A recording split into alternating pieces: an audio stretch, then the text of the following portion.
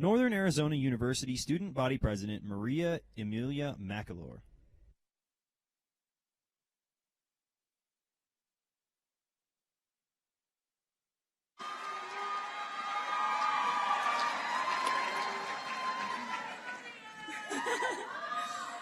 Welcome, fellow lumberjacks. Vice President Harris's visit to our beautiful Flagstaff in Flagstaff, Arizona, or our beautiful campus in Flagstaff, Arizona, is a testament to the combined influence of our student community. This is a chance to share with policymakers at the highest level what is important to us. As Vice President, she has led the Biden administration efforts to protect the freedom to vote and is leading the first ever White House Office of Gun Violence Prevention.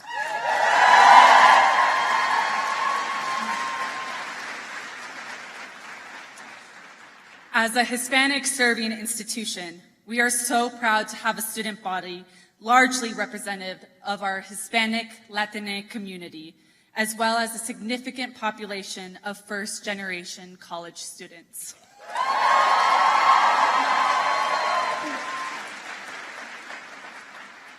To that end, it's incumbent of us to make our voices heard. I have the pleasure today of introducing today's moderators. Maria Teresa Kumar, born in Bogota, Colombia, Maria has become an influential figure in Latino voting rights, paving the way for future generations. Maria is the CEO of Voto Latino. Welcome, Maria Teresa Kumar.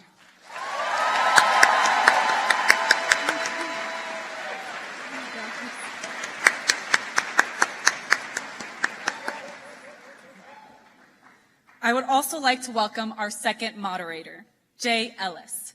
Jay Ellis, born in Sumter, South Carolina, is a prominent American actor, producer, and director who starred in The Game and whose role in the HBO series Insecure earned him the Outstanding Supporting Actor in the Comedy Series at the 2018 NAACP Image Awards. You may recently have seen him in Top Gun Maverick. Welcome, Jay Ellis.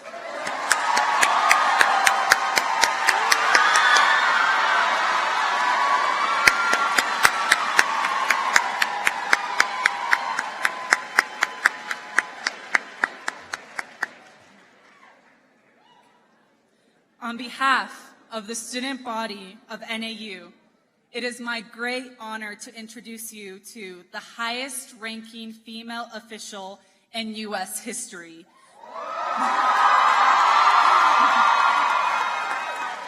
The first woman, the first Black American, and the first South Asian American to be elected Vice President. Give a big welcome to Vice President Kamala D. Harris.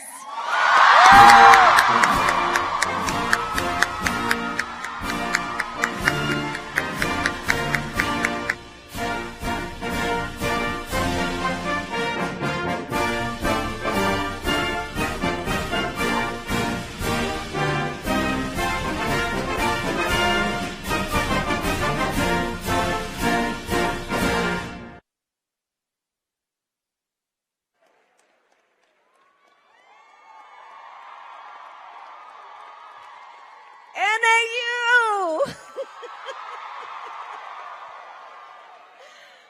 Oh, come, let's sit down. Good afternoon, everyone. It is so good to see everyone. Good afternoon. And to my friends, good afternoon. Good afternoon. But can we just get a shout out for President Maria, who is doing extraordinary work?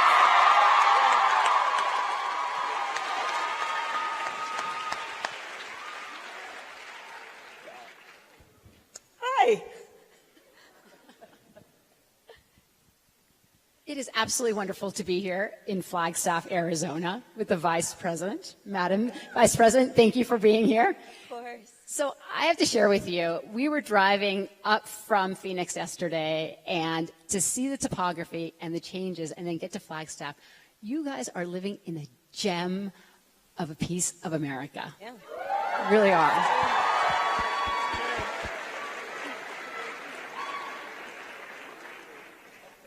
And Madam Vice President, you have been traversing all of the country talking to young people because it is a core of what we believe in democracy is the more young people that participate, they change the country.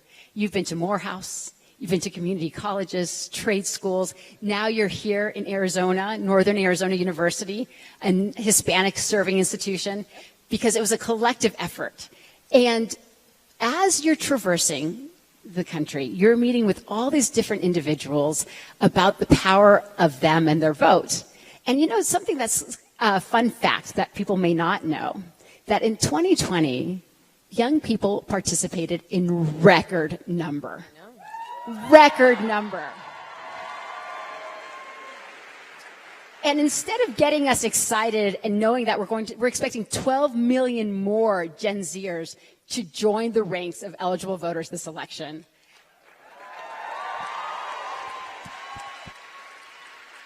instead of every single elected official applauding that effort and recognizing the strength of our democracies by our participation, instead, we find these individuals trying to infringe on our rights.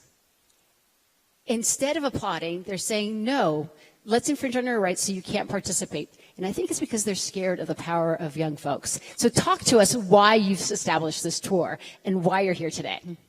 Absolutely. Well, first, I want to thank you guys for being with me because this is such an important conversation that we are having. And I want to thank all of you who are here. Let me just start with this. One of the reasons that I decided to do this tour is because of who you are, the students who are here. Yours is an extraordinary generation of people. You know, when I think about what you have been through in your lifetime, you have only known the climate crisis. In your lifetime, you have had to endure active shooter drills. In your lifetime, you witnessed the murder of George Floyd. In your lifetime, you witnessed the highest court in our land take a constitutional right that had been recognized. In your lifetime, you endured through an historic pandemic. And you are still standing and leading, and you are here strong and saying, I'm not going to leave this stuff up to anybody else. I'm not having it. I am prepared to lead. That is who you all are. And so I am here to tell you, and I say this as Vice President of the United States, your nation is counting on you. We need you. And personally, I want for you to be able to live your best life. In the midst, as Maria has said, in the midst of what I believe to be a full-on agenda and intention to attack fundamental rights and freedoms, hard-won, hard-fought fundamental rights and freedoms. And so I'm doing this tour to hear from you and to talk with you about what I know you know is at stake, and also to remind you that it doesn't have to be this way. When I talk about fundamental freedoms, fundamental rights, it is the freedom to have access to the ballot box, the freedom to love the person you love openly and with pride.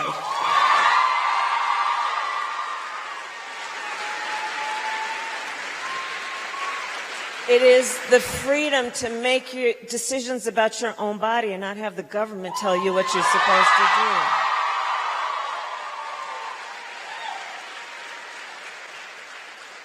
do. It is about the freedom to live free from fear, from hate, from bigotry, from bullying. And fundamentally, when I think about this issue about freedom, fundamentally, it is about the right to be free, to just be. The freedom to just be. So that's how I think about this tour. That's how I think about what we are fighting for, not against. And that's how I think about your generation and your leadership and why it is so important, knowing that here at this premier academic institution, you've already decided to lead. And of the many ways that you are going to make a difference, one of the ways is to exercise your power to vote. So that's why I'm doing this.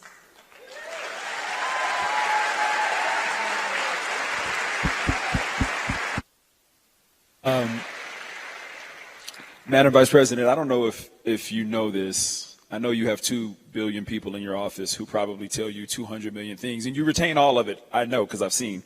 But I actually spent a lot of time in northern Arizona. I lived in Prescott, Arizona. Prescott like a biscuit. After I graduated from college. So I have spent some time up here with the Lumberjacks. And this is a very strong community of folks and folks who come together. And I want to take this moment to make sure we throw some questions out to some students. Julian, if you are Julian Bernhardt. There's Julian. There we go. Do I get to hold this? Give me a second. I got to get situated, y'all. It's an honor to speak to you today, Vice President Harris. Truly, I mean that from the bottom of my heart. I have had to fight for our future in this country. From attacks on our democracy to attacks on my individual identity, this story is shared by almost everyone in this generation.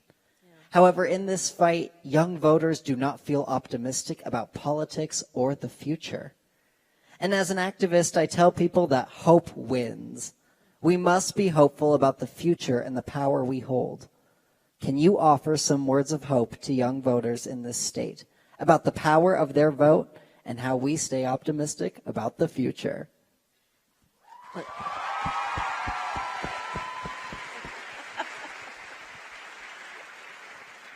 Well, Julian, you are one of the reasons I am optimistic about our future. Truly, I mean that.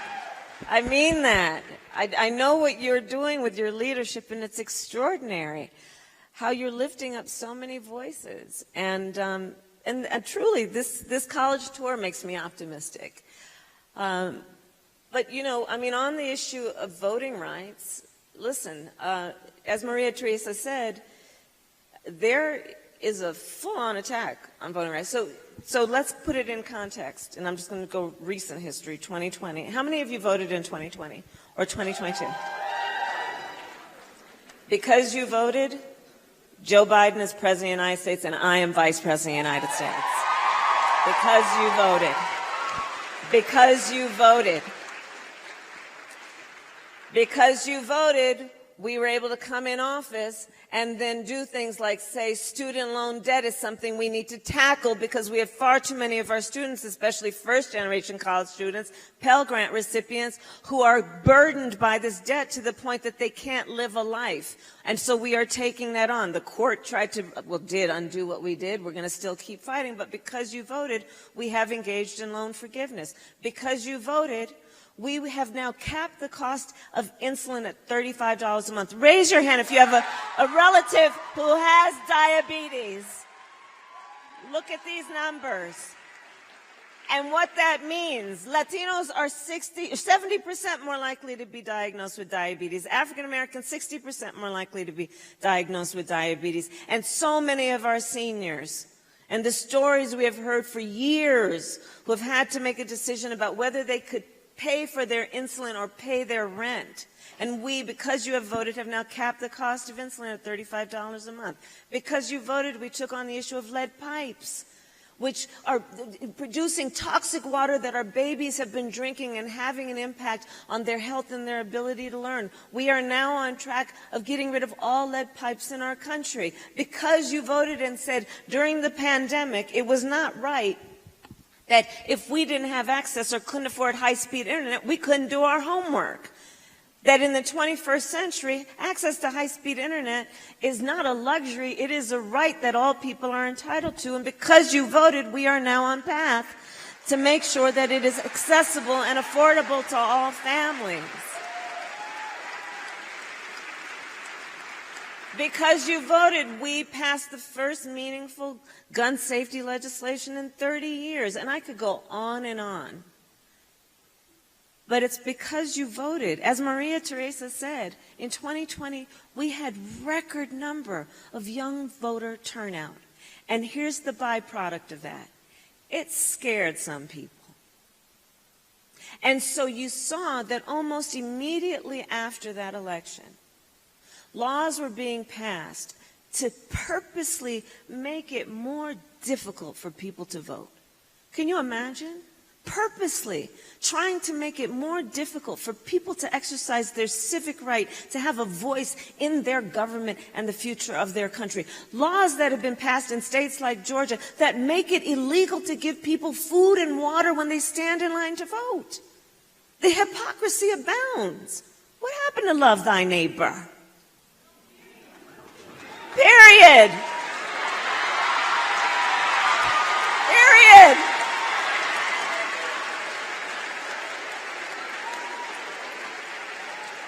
Laws being proposed in a variety of states around our country trying to make it more difficult for students to vote, playing games with student IDs and whether and which IDs qualify to allow you to present yourself in your eligibility to vote. So let's also understand, Julian, and you raised such an important point.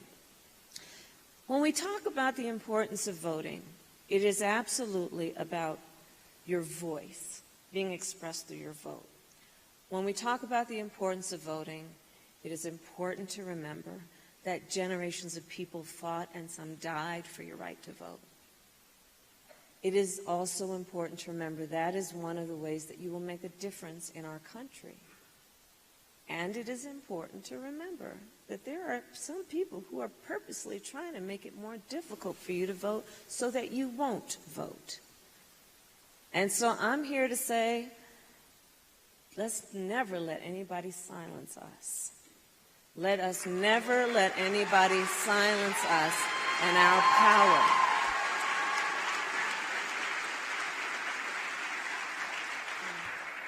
You know, Madam Vice President, talking about that voice and not letting someone silence us. You often talk about how fundamental rights and freedoms are connected. Yeah. And, you know, this makes me think of the LGBTQ community, right? Which is a community that experiences hatred and disproportionate attacks, increasingly, to your point. And this struggle is not new to you. This fight is not new to you. It's something you did in the Bay. Yeah. It's something you did in Congress. And now, obviously, where you sit today as Vice President. I'm curious, as you travel the country, what are you seeing, and how can we continue to fight? And how can we continue to love thy neighbor and protect our brothers and sisters who are being attacked? So, context, and to your point about my history with this work. First of all, my parents met when they were active in the civil rights movement back in the day, when, you know, they were out there marching and shouting for justice and for equality and for freedom. So I grew up in that movement as a young child who they would take to the marches in a stroller. When I was District Attorney of San Francisco, proud in 2004. I know a lot of you were not born then. Back in the olden days, in 2004, I was proud to be one of the first elected officials to perform same-sex marriages in the United States.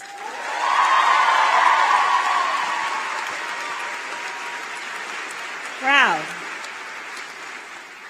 And I will tell you that that was not a politically popular thing to do with many people, including some Democrats. I think about it now, and next year will actually be the 20th anniversary of that Valentine's weekend when I performed those marriages. And I think of it in the context of places like Florida, with laws that are about do not say gay, don't say gay, laws that are basically punishing people for being themselves and loving who they love, laws that are having an impact on teachers and telling them what they can talk about in the classroom and who they can love. Because here's the thing. When I think about what's happening in Florida, so 20 years ago, next year, it'll be the 20th anniversary, the young teachers in Florida are in their 20s. And they are afraid in this year to put up a photograph of themselves with their partner for fear they might lose their job. The job of one of the most noble things anyone can do, which is to decide to teach other people's children.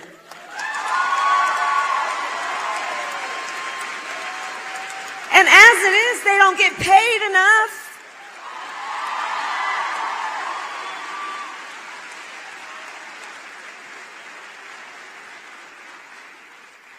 And you see what's happening, the vilification, the intent to, the book bans. Check out the book bans and how many of them are against either an LGBTQ plus author or have subject matter that is about LGBTQ plus subjects and people. You look at, the attempt to take us backward in a way that is also meant to marginalize people and make them feel small, and to judge people and the hate that it is fueling. And it pains me to know that in places around our country, we have so many people who are living in fear just because of who they are in this year of our Lord, 2023. And it's interesting because, so here's one thing I'm going to share about myself. I'm kind of a geek. So to that extent, one of the things I love are Venn diagrams. I love Venn diagrams. So the three, you could pull out a Venn diagram to help you with anything that looks like it's in conflict, right? So a Venn diagram. So I asked my team, let's look at from which states are we seeing attacks against LGBTQ plus people, attacks against voting rights, attacks against access to reproductive health care. You would not be surprised to know that there's a significant overlap. So part of what that then tells you, and here's the optimism about in the midst of this, what is possible, coalition building. Bringing together all the folks who have been fighting for LGBTQ plus rights, together with the people who have been fighting for years in terms of women's health issues and reproductive health care access, all the people who have been fighting for years on voting rights, and bringing folks together who seemingly have nothing in common, but have everything in common. Because on this issue of the attacks against the LGBTQ plus community, part of what I have to say is I strongly believe that nobody should be made to fight alone. And it is incumbent on us who believe in the strength of diversity and the importance of unity to build coalition.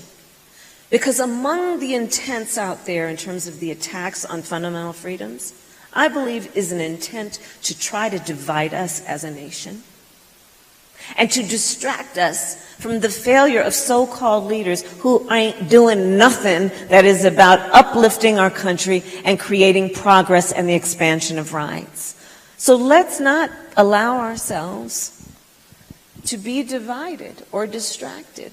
And one of the best ways to fight against that is to build community, build coalition, including on the issue of what is happening in terms of attacks against trans folks, attacks against the LGBTQ community as a whole.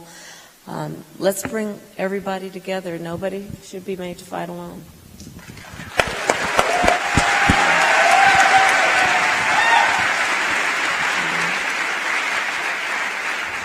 Madam Vice President, I think we're going to hear from another lumberjack.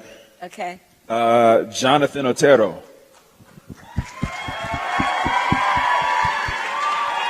Thank you. Thank you, Madam Vice President. To begin, I must thank you for being a true champion of young voices. As you know, I was studying a little bit of film on a couple of the campuses he visited, and one thing that stayed consistent was to never silence our voices. And so I thank you. Thank you, Jonathan. And I want you as well to honor that today. As a proud Chicano aspiring educator, I must ask a question that relates to the lives and experiences of my students. This administration has continued to deport children and their families while simultaneously building the wall. Children continue to die at the wall because of this country's inhumane policies, much like the policies, crimes and funded against those in Palestine.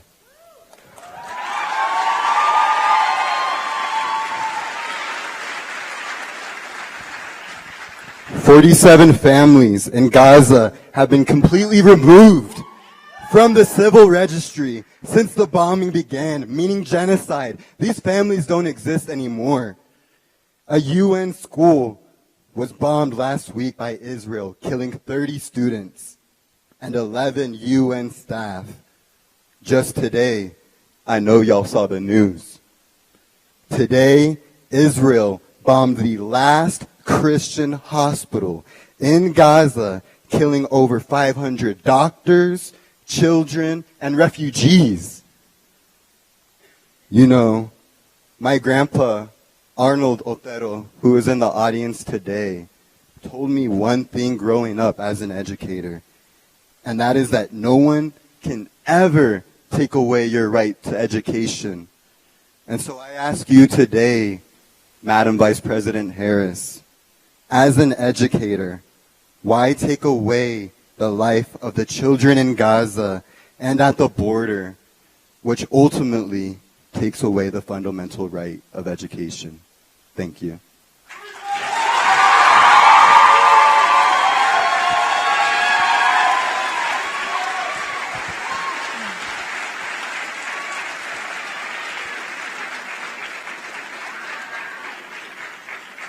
So you've brought up a lot of issues, and there's a lot to unpack.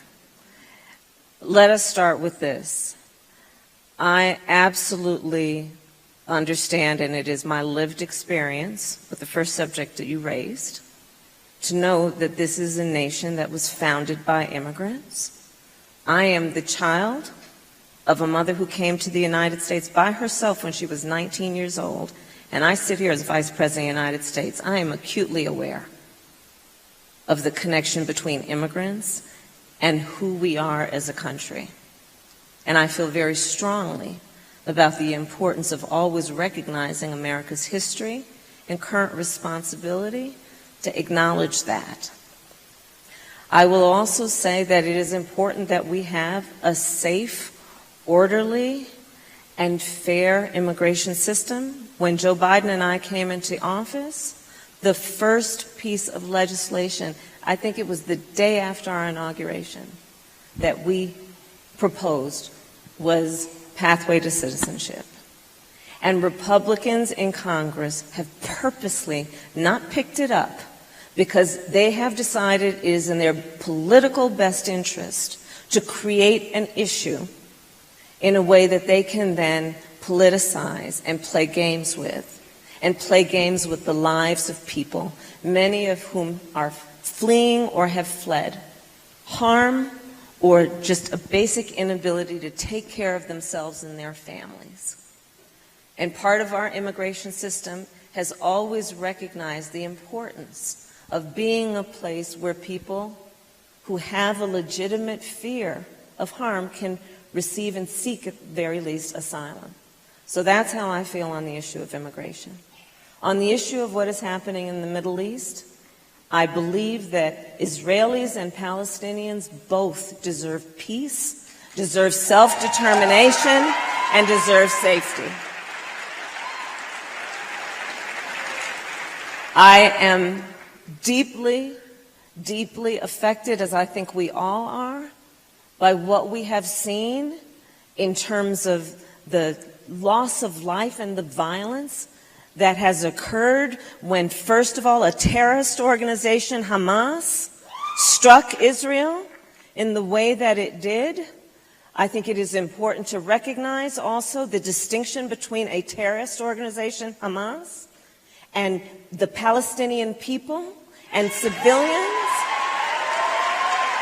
And they should not be conflated. And we must have a response to that in a way that we understand as humans that this suffering that is happening is something we must take seriously.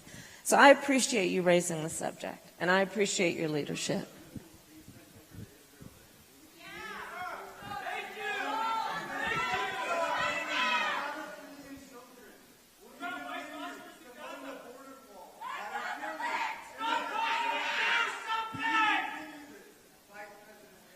So I think one of the things that we have, I think something that, one of the reasons that, from what I understand, why you're going on tour is that you have been very specific that the Biden agenda, the Harris agenda, has started, but is not complete.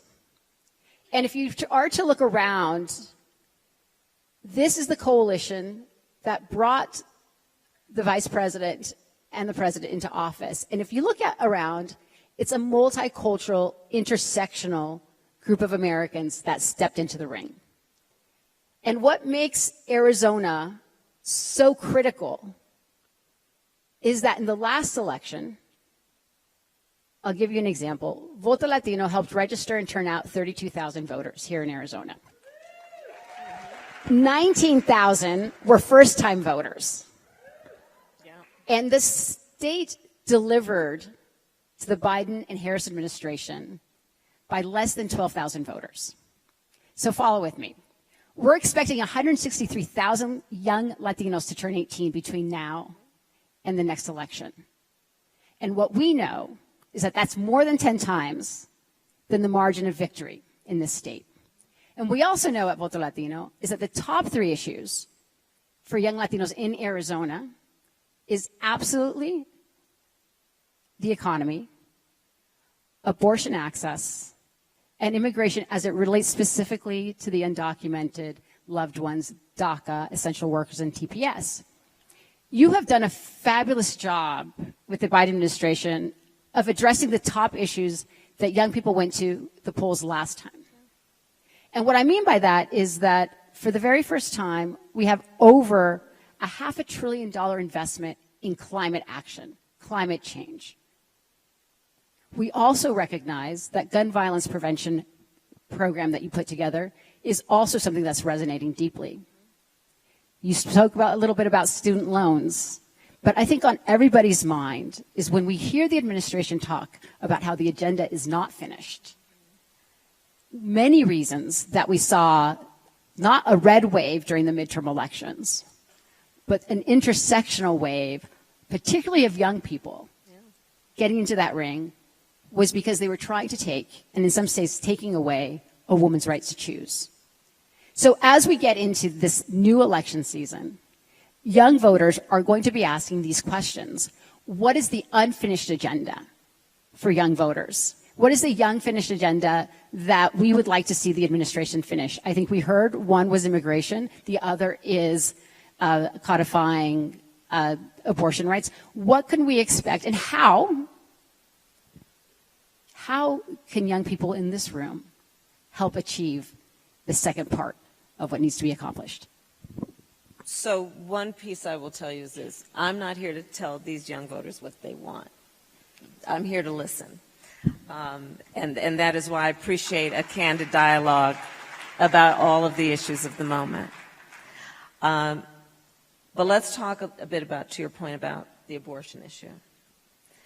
Part of what is at play is that the injustice of it all, in the fact that the highest court in our land, the court of Thurgood Marshall and RBG, took a constitutional right that had been recognized from the people of America, from the women of America.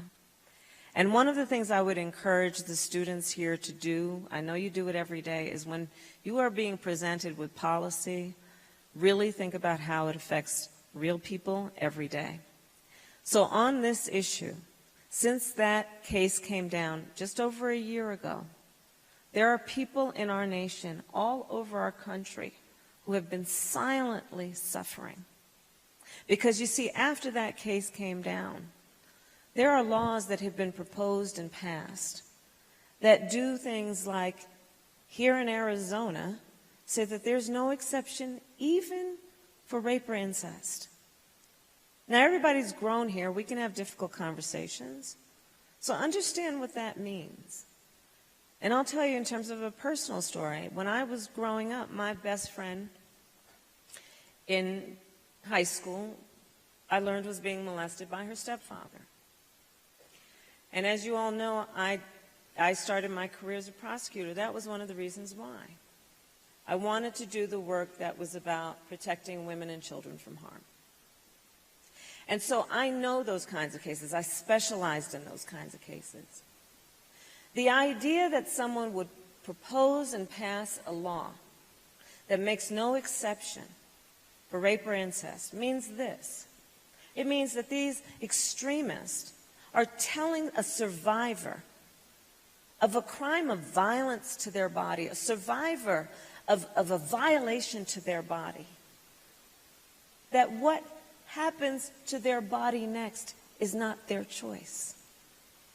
That's immoral. It's immoral. What's happening in our country is people are proposing and passing laws, these extremists, so-called leaders, that are penalizing healthcare providers literally with jail time, prison time, punishing women. Understand what it means for women who are living in these states with these laws, and understand that the majority of women who seek abortion care are mothers. Well, hopefully she has paid family leave, which we can't take for granted. That's one of the things we'll continue to fight for. Hopefully she has paid family leave, sick leave. Hopefully she has affordable child care. Can't take that for granted. We've been fighting for that. Hopefully she only works one job and not 2 or 3. Because what this then means is that she has to come out of pocket to figure out, one, how she's going to have care for her children, come out of pocket with a plane, a bus, a train ticket, to go to a different state where she doesn't know anyone. The expense of it all also means she's probably not going to be able to take a family member or a friend to exercise a right that fundamentally she has. And I will say, on this topic, it is important to agree, one does not have to abandon their faith or deeply held beliefs to agree the government should not be telling her what to do with her body. It is fundamental. Fundamental. And so here's the thing that connects it with the earlier point about voting. What we simply need are a majority of people in the United States Congress who, whatever their personal belief, also agree the government should not be telling folks what to do with their body. And if we have that majority, President Biden has been clear, if they propose a law that puts back in place the protections of that case, Roe v. Wade, Joe Biden will sign that into law. Elections matter. You have here in this state an attorney general and a governor who are holding it down in spite of these people in the legislature who are trying to go against their rights. Elections matter. And for anyone who's not registered to vote, I will ask you to go to vote.gov, see if you are registered, tell your family members, and register to vote. For many of these cases that we are discussing, who is in elected office at a local, a state, and a federal level literally will determine the outcome of this issue. Something to really underscore is that Arizona is ground zero for our democracy.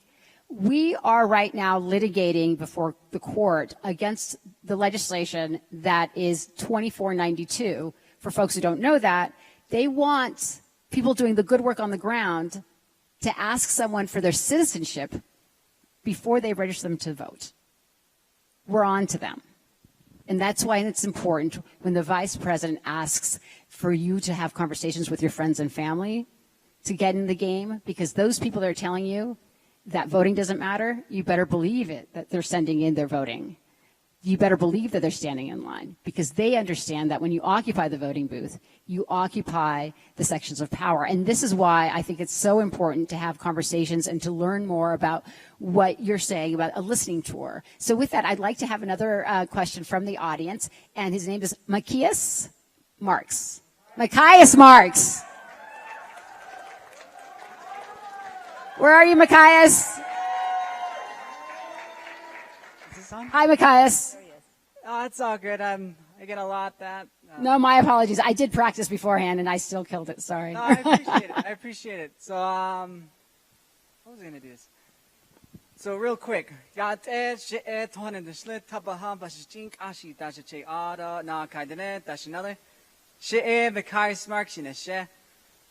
and I'm pretty sure you didn't really catch that. So let me translate that for you. Now tuned in to the ancestral greatest. I am near the water, born for Edgewater. My mother's father is Red Bottom's people, and my father's father is the people's coming home. My name's Machias Marks, and again, it's an honor to be here with all of you.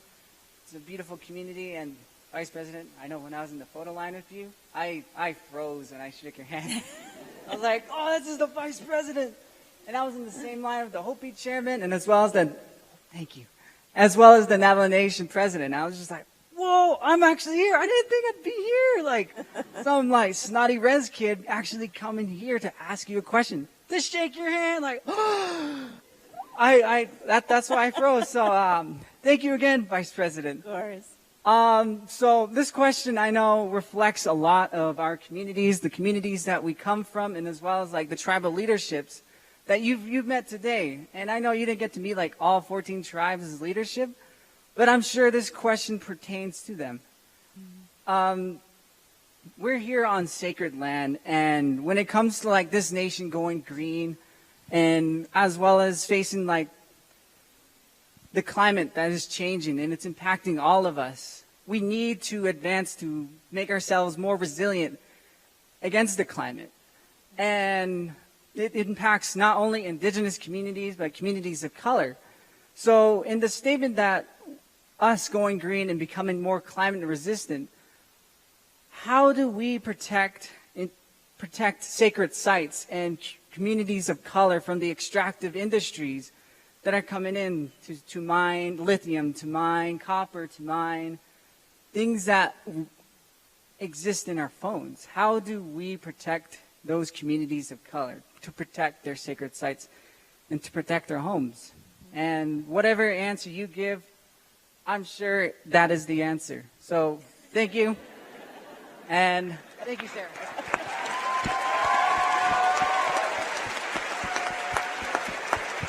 Machias, thank you. Well, collectively we'll have the full answer. I have part of the answer.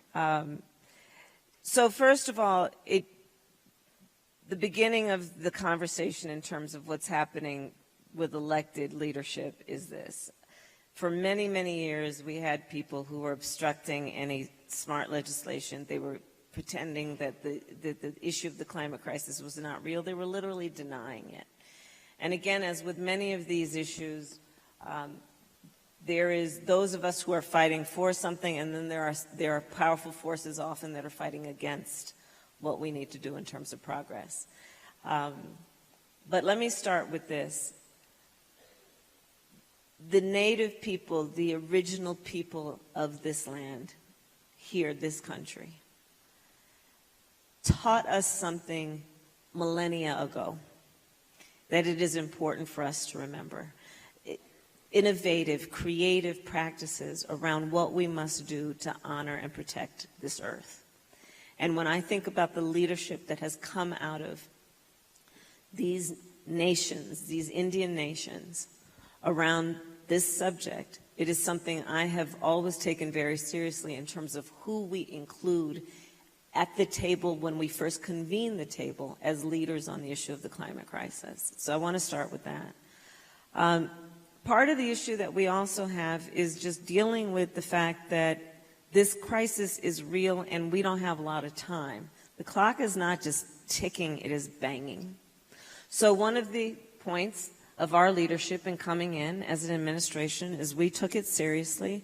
We have now put $1 trillion into this issue over the next 10 years to build up climate resilience, adaptation, to pay attention to overlooked and underserved communities. In fact, 40% of our resources are going to be going there. We are taking on the issue of environmental justice, something I have worked on for years, which is about recognizing that while the climate crisis affects everyone, it does not do so equally. For low-income communities, for communities of color, immigrant communities, they are often hit the worst.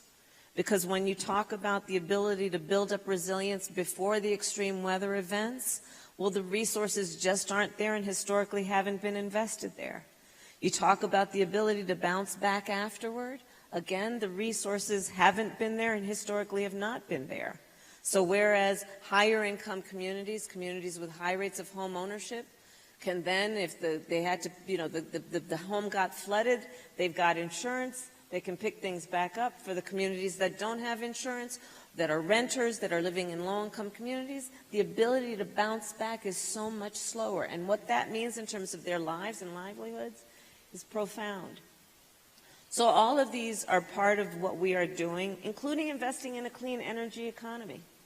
And that means the creation of jobs, good-paying jobs, jobs where we incorporate IBW and the trades unions to help with the training for the folks who are going to do the work of building back up our resilience and our economy in that way. I would also say, again, on the issue of environmental justice, that it is important to see what is happening in our country right now with some extremist leaders who are attacking DEI, diversity, equity, and inclusion. They're doing with that the same thing that they have been attempting to do with woke, which is to turn it into a bad word and turn it against those of us who understand the true meaning.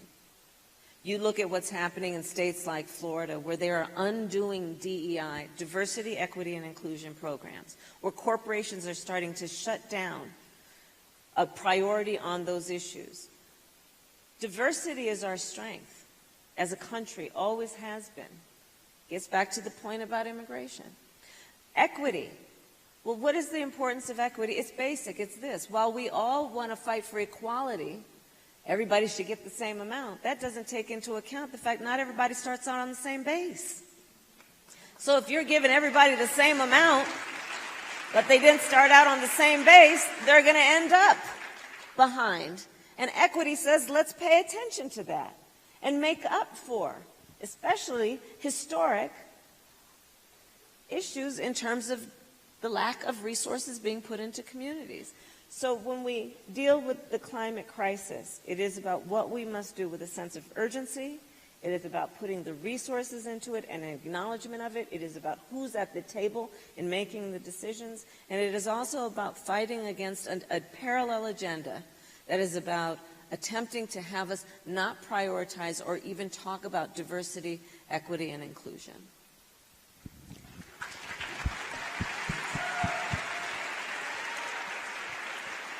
Madam Vice President, we've talked about a lot today. Reproductive rights, voting rights, climate, immigration. As you can see, this is an insanely passionate group of young folks.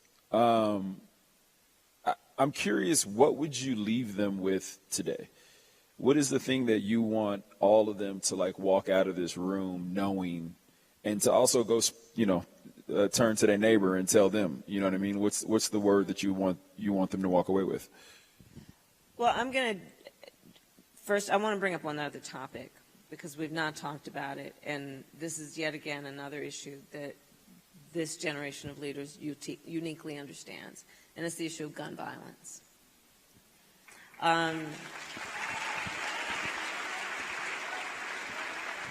So I'm going to start with this, and if the students here could indulge me, I'm going to ask you to raise your hand and hold it up for a minute.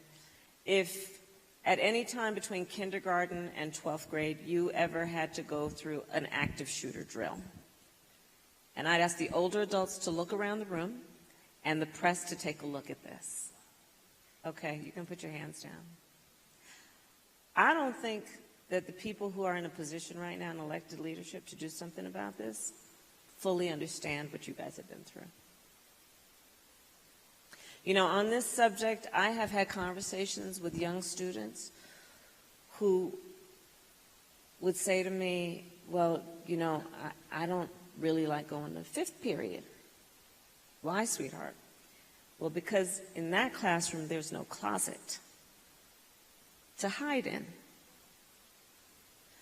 What this generation of leaders have gone through in terms of the trauma and fear, that while they're sitting in a classroom and their mind should be open to all that they can learn, and there's some piece of them that also is afraid that somebody might bust through the room with a gun.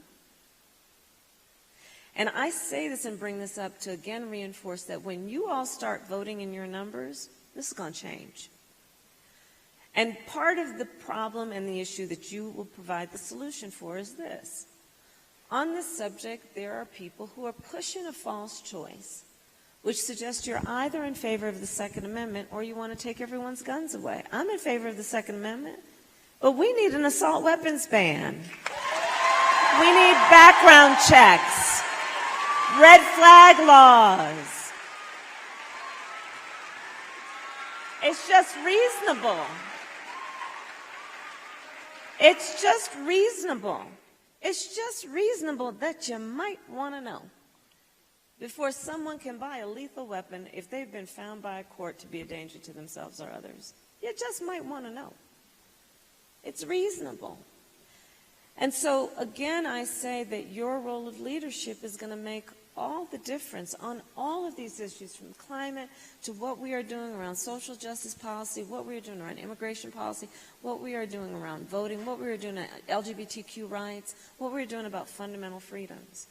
And so I'll end with answering more directly your question. And what gives me optimism is all of you. Because you are bold, you are smart, you are courageous. You are leaders, you are acutely aware of what is going on, what's not right, and you have solutions. And so my point in being here is to lift you up, to have folks understand and see, and then also to remind you that you are at a very special time in your life. I mean, I'd ask you also to just look around, and you are sitting next to people who will be lifelong friends of yours. You are sitting next to people who you will be invited to their wedding. They may ask you to be godparent to their children. I know that makes you uncomfortable, but I'm telling you it's going to happen. It's a very special time. It's a very special time for you. And I would just leave you then with a couple pieces of advice. One of it is knowing who the students at NAU are, is to say this. For many of you, you're going to have many experiences you may have already had where you're going to walk into a room, be it a meeting room, a briefing room, a board room, and you're going to be the only one that looks like you in that room, or the only one who has had your life experience. And here's what I want to remind you. I want to remind you to look around this auditorium and hold on to this image and know that when you walk in those rooms, you are not alone. And you carry us all with you, who are applauding your presence in that room, who are expecting you to walk in chin up, shoulders back, carrying the voice of all those who can't be in that room at that time. The second thing I would say to you is that there will be many times in your life when you are being told, oh, nobody like you has done that. Or, oh, you're too young, or they're not ready for that, or it's going to be a lot of hard work. Don't you ever listen to that. I'm telling you, I eat no for breakfast. I don't hear no until the 10th time. Don't hear no. Don't ever hear it can't be done. Because that gets back to the original point of this tour, which is that you have a right to live your best life. And you must know that it doesn't have to be this way when we see injustice, when we see those who are attacking liberty and freedom. It doesn't have to be that way. And then I guess my last point would be this. You know, when we talk about our freedoms and rights, as much as anything, we're talking about the importance of democracy. And there's a duality to democracy, the nature of it. On the one hand, when democracies are intact, they're very strong in terms of what they do to fight for and protect freedom and right, the freedom of expression, the freedom of association, the freedom to be. They're very strong in lifting people up with their rights. On the other hand, democracies are very fragile.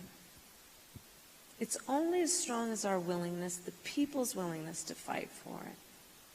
And so know that that's where you come in. And that is why your country and we are counting on you. This is a fight that is born out of love of country and our belief in the ideals on which our country was founded, recognizing we haven't fully reached them yet. But it is incumbent on each of us to fight for those ideals to make them real.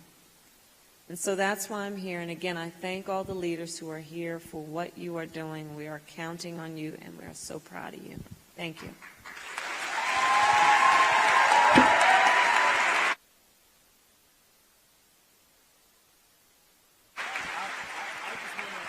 Real quick, I would just like to exercise my right to get a selfie.